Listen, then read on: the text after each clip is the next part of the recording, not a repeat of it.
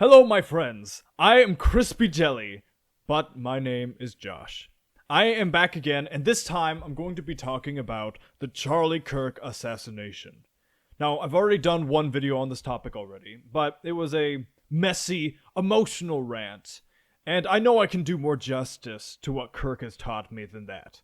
This video will be a summary of why things have gotten so bad in America, why people are so divided, and why, in the end, it resulted in the death of Charlie Kirk. This video will have more structure than the last, but I still want to try and keep it real with you guys. And I'm not the best at the YouTube stuff, so it might still be a little rough around the edges. Even so, I believe I can convey my points around my lack of technological know-how. As I'm sure many of you would guess, the death of a well-known political figure, especially a controversial one, is celebrated by his political enemies, mostly on the internet. Despite the circumstances, despite the implications of how he died, and despite the horrifying nature of his murder, some specific people are so blinded by malice that they will throw cheers at the gruesome death of an opponent. Now, I am not a fan of these people, but I'm not going to mock them right now. I'm not going to show their evil here. I'm not going to verbally crucify them in this video. This video has a better purpose than that. I believe that these are hurt people who don't have the capacity to understand what it is they are celebrating, and they have been tricked and taken advantage of to do the dirty work of others. I will delve more into that shortly, but first, I would like to discuss the core of the issue. Why do people think he deserved to die? Firstly, there are a lot of accusations of racism, sexism, transphobia, homophobia, Nazi, you name it, he's been called it. These names carry no weight, however, and most people at this point know that. He's never done anything to harm any of these groups he's been accused of attacking, and while he's disagreed with a fair few, specifically transgenderism, he has committed no violence against them, nor incited others to commit violence against them. Charlie Kirk was a conversationalist, a speaker, and a debater. His slogan was, "Talk it out," because he was of the mind that it's better to discuss an issue than kill over it. He never had to riot, he never had to burn cars, or try to get people fired to get his point across. He, armed only with his words and God behind him, was able to sway a large portion of the next generation to his cause. That being, let's talk it out. He never incited an army or brainwashed. He convinced people by showing them the truth. Not only that, he wasn't always right. And so, he offered the stage for his opponents to have their say, the combat of their ideas against his, so things could be settled on the battlefield of words rather than bodies. And yet, despite all these chances to have their say, despite being the most easy opponent to confront with words, or maybe even to convince of change, someone thought the only way to stop him was to kill him. They were so convinced of his evil and his irredeemable nature that he had to be executed. Why? I believe we have an Animal Farm situation. Animal Farm was a book written by George Orwell in 1945, and I believe it is an excellent showing of how we got where we are today. In the book, a drunk farmer lords over his animals, overworking them and mistreating them, until the animals decide they've had enough. They rebel against the farmer and win, and thus have taken over the farm.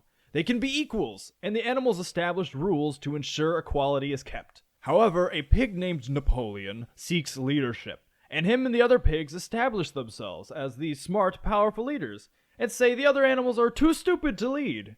One of the other pigs, however, goes against Napoleon, and that's when his true nature shows itself. At the end of the uprising, Napoleon had found a litter of puppies, but rather than let them mingle amongst the other animals to live normal lives, he hides them and trains them to be his soldiers. The minute another animal opposes him, he brings the dogs out to silence them. And then, with no one left to oppose him, Napoleon and the pigs take full charge of the farm. They change the rules without other animals noticing, giving themselves more benefits and leaving nothing for the others. They eat and drink, indulging themselves, contributing nothing, all while the other farm animals work themselves to death. Finally, the other animals see that the pigs have become just as bad as the farmer they had rebelled against all those moons ago. I believe this is a very apt metaphor to make with the way things have become now in the world. Allow me to give you an example. The man before you is Hassan Piker, an infamous political streamer and a terrorist supporter. Now, I do not accuse people of supporting terrorists lightly, but he has far and away earned the badge of terrorist supporter, in my opinion. America deserved 9/11, dude. Fuck it. I'm saying it. I'm so confused. What is this? Did he leave me alone in the room with like a propaganda video playing? Aside from that, his main claim to fame is his habit of insulting or attacking anyone who falls anywhere outside of his political beliefs. He has accused people of horrible crimes with no evidence. He has doxed people, and he has indirectly advocated for the deaths of his political adversaries.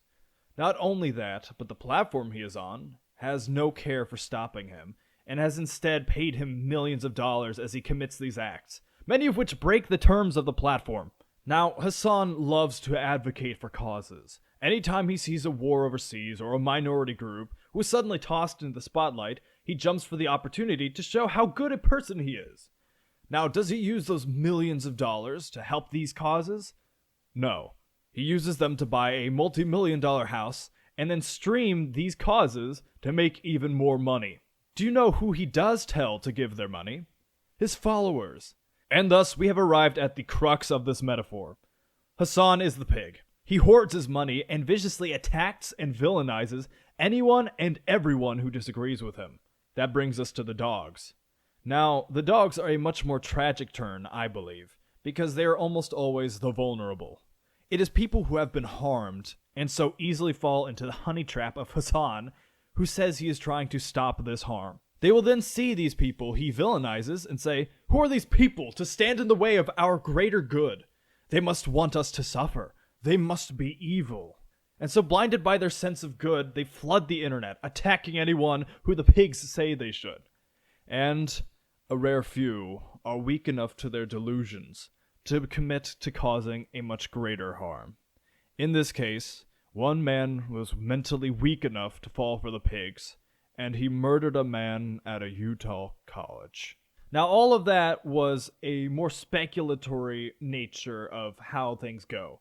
I believe that anyone that is actually willing to kill like this would have been dangerous enough or mentally deranged enough on their own without any kind of influence from the people I call the pigs. And I am by no means saying that these people are innocent or blameless within these chats and these groups of people. I am simply saying that most of the people that seem to lean into this grouping, these circles of mob mentality, generally seem to have been victims of some kind of suffering in the past, and therefore are more susceptible to people that say we're trying to stop suffering. I am simply saying that they are all human, no matter how evil they appear. And I would be optimistic enough to say that most of them can be redeemed. Now, Charlie Kirk was an advocate for redemption. The idea that maybe, just maybe, by having conversations and getting someone to see a perspective outside of themselves, that they could see the corruption of the pigs, and that we can, in fact, all get along. That is the key to this video. Even though we believe different things, we can live happy lives. You don't have to believe what I can believe, but if you can do me the courtesy of hearing my side, maybe you'll learn something you didn't know. I can offer that I will do the same.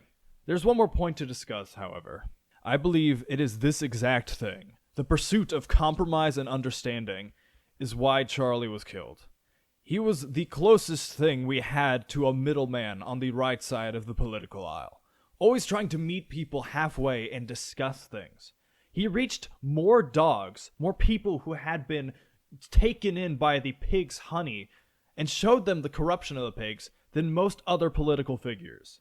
He gave them a chance that they were told wouldn't be given from our side, and it planted a seed in their heads that maybe they're not as bad as they say they are. This is far more dangerous to the pigs than any far-right activist or figure, because he had enough closeness to reach into their midst and pull out survivors. This is why he was killed. He was making too much of an impact, and they couldn't figure out a way to villainize him enough to turn the majority against him, so some mentally deranged individual saw a chance to take out their biggest threat, and he took it. And here we are. So, what is the takeaway from all this?